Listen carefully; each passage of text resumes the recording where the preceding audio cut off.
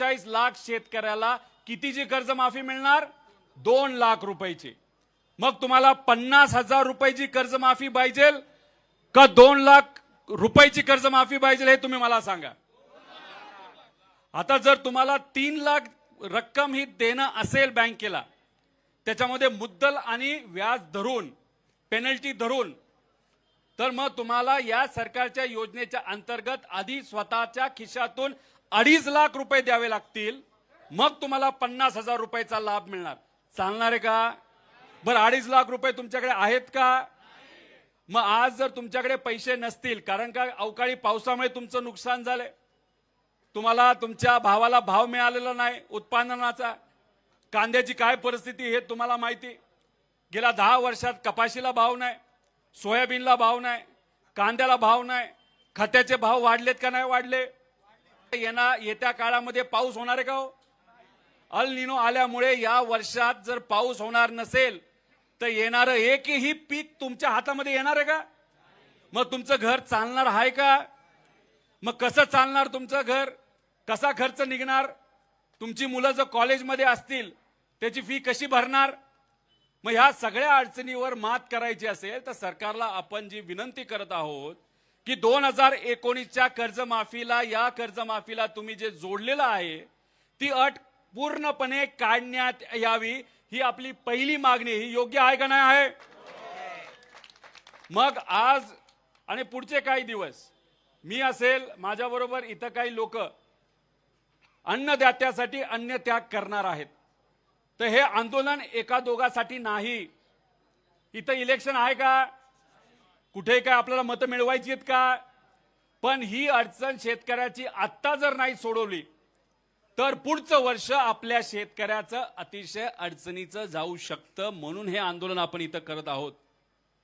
आणि ओटीएसच्या बाबतीत सुद्धा जी दुसरी अट आहे त्याच्यामध्ये सुद्धा 2019ला आपल्याला जोडण्यात आलेलं आहे, ते सुद्धा त्यांनी ती 2019ची अट काढण्यात यावी अशी आपण मागणी केली। कॅबिनेटमध्ये जेव्हा बैठक सुरू होती त्या बैठकीमध्ये एक अंतर्गतला पेपर कागद मीडिया समोर आपण आणला, त्या कागदावर काय लिहिलेलं आहे, या सगळ्या अटी जर टाकल्या तर आपल्याला 35,000 कोटी रुपये द्यावे लागणार नाही, आपल्याला बरेच कमी मिळू शकतात। त्यामुळे ही जी कर्जमाफी आहे ती कर्ज वसुली आहे, कर्जमाफी नाही, हे मात्र या ठिकाणी सिद्ध होतं। याचा विचार हा तुम्हा आपल्या सर्वांना त्या ठिकाणी करावा लागणार आहे। आणि जे रेग्युलर शेतकरी आहेत, ज्यांनी वेळेवर पैसे आतापर्यंत भरलेले आहेत, जून महिन्यामध्ये कर्जमाफी होणार, ही कुठल्या महिन्यामध्ये डिक्लेअर झालं होतं? 8 ते 9 महिन्यापूर्वी, हो का नव्हतं? काही शेतकऱ्यांनी, काही नेत्यांनी, तुम्ही आपण सगळ्यांनी मिळून आंदोलन केलं, त्याला यश आलं, काही प्रमाणात सरकार झुकलं। बच्चू कडू आज सत्तेत आहेत, त्यांनी सुद्धा आंदोलन केलं होतं, जे शेतकरी नेते आहेत त्यांनी त्या ठिकाणी आंदोलन केलं होतं, त्याच्यामध्ये राजू शेट्टी असतील, अजितभाऊ नवले असतील, अजून असे बरेच काही नेते त्याच्यामध्ये आहेत। तर या सगळ्यांनी आंदोलन केल्यानंतर कर्जमाफी दिली, पण दुर्दैव असे ही फसवी कर्जमाफी दिली। आणि मग जे रेग्युलर शेतकरी त्यांना असं वाटलं कर्जमाफी आपली होणार आहे तर मार्चमध्ये पैसे नाही दिले तर चालतील, आणि मग कुठेतरी त्यांची कर्जमाफी त्या ठिकाणी कर्ज हे ड्यू न होता ते कुठेतरी त्या ठिकाणी पुढे गेलं। मग झालं असं की आता जे रेग्युलर शेतकरी आहेत त्यांच्यात कंडिशन काय टाकली, यांनी अट काय टाकली, 25-26 मध्ये त्यांनी ते रेग्युलर पाहिजे आणि 26-27 पर रेग्युलर पाहिजे। आता 26-27 सुरू झाले पण संपले का वर्ष? नाही संपलं। मग 26-27 हे वर्षाची अट टाकण्याचं कारण असं, जे रेग्युलर 14 लाख शेतकरी आहेत त्यांना आता या सरकारला पैसेच द्यायचे नाहीत, त्यांना नंतर कधीतरी त्या ठिकाणी पैसे द्यायचे। म्हणून आमचं म्हणणं आहे 2024-25 आणि 25-26 आणि 26-27 ची अट जी सरकारने टाकली आहे रेग्युलर शेतकऱ्याला, ज्याच्यामध्ये 14 लाख शेतकरी आहेत, ती अट सुद्धा त्या ठिकाणी काढण्यात यावी अशा आपल्या 3 प्रमुख मागण्या आहेत। आणि 50,000 रुपयेपेक्षा जे रेग्युलर आहेत त्यांची 75,000 पर्यंत मदत जर सरकारकडनं त्या ठिकाणी दिली गेली नाही तर वाढवली गेली, त्याचा फायदा हा आमच्या शेतकऱ्याला होईल। आता गेल्या वेळेस जेव्हा या भागामध्ये, या महाराष्ट्रामध्ये अतिवृष्टी झाली होती, काय सरकार सांगितलं होतं? 35,000 कोटी रुपये आम्ही शेतकऱ्याला देऊ। आले का तेवढे पैसे? हे 2 आमदार या भागातले आहेत. त्यांनी त्यांच्या मतदारसंघामध्ये लोकात जाऊन खूप सेवा केली. आम्ही सेवा केली. लोकात गेलो, लढलो, बोललो, सगळं झालं आणि आम्हाला सांगण्यात आलं की 35,000 कोटी रुपयाची मदत आम्ही देऊ. आम्ही म्हणत होतो हेक्टरी 50,000 द्या. 35,000पैकी 1 रुपया सुद्धा शेतकऱ्यापर्यंत येणार नाही. किती रुपये आतापर्यंत त्या योजनेच्या अंतर्गत दिले?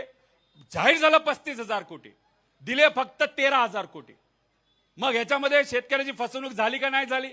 जेव्हा केव्हा अटी टाकल्या जातात त्याचं नुकसान हे शेतकऱ्याला सोसावं लागतं, भोगावं लागतं. म्हणून हे आंदोलन इथं करत आहोत. आणि काय सांगितलं होतं तेव्हा त्यावेळेसचे मुख्यमंत्री साहेब आणि आत्ताचे पण मुख्यमंत्री साहेब की विमा कंपन्याकडनं प्रत्येकाला 17,000 रुपये आम्ही देऊ. आले का विम्याचे 1 तरी रुपया? नाही का? त्यांनी त्या ज्या अटी होत्या, जे निकष होते तेच काढून टाकले होते. आम्ही तेव्हा पार घशाला कोरड परुस्तर बोलत होतो, कृपा करून निकष काढू नका, शेतकऱ्याला मदत मिळणार नाही. सरकारचे 5,000 कोटी वाचवण्यासाठी शेतकऱ्याचं हजारो कोटीचं नुकसान केलं आणि मात्र शेतकऱ्याच्या खिशामध्ये 1 रुपया नाही आला. म्हणून त्यावेळेस पूर्वी 1 रुपयाला आपल्याला जी पीक विमा योजना मिळत होती ती परत एकदा सगळे निकष तसे शेतकऱ्याच्या बाजूने टाकण्यात यावे आणि ती योजना आता लगेच लागू व्हावी अशी आमची त्याच्यामध्ये त्या ठिकाणी मागणी आहे.